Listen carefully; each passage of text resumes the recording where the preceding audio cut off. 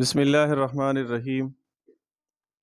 حضور اقدس صلی اللہ علیہ وسلم کا ارشاد ہے کہ روزہ آدمی کے لیے ڈھال ہے جب تک اس کو پھاڑ نہ ڈالے۔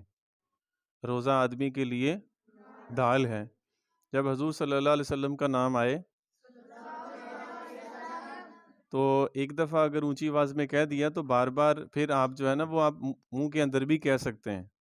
ذکر جو ہے نا وہ دو طرح کا ہوتا ہے، ایک ذکر جہری ہوتا ہے اور ایک ذکر خفی ہوتا ہے۔ جہری کا مطلب یہ ہوتا ہے کہ اس آواز میں پڑھنا کہ ساتھ والے کو بھی سنائی دے، اس کو جہری کہتے ہیں۔ اور ایک ہوتا ہے خفی۔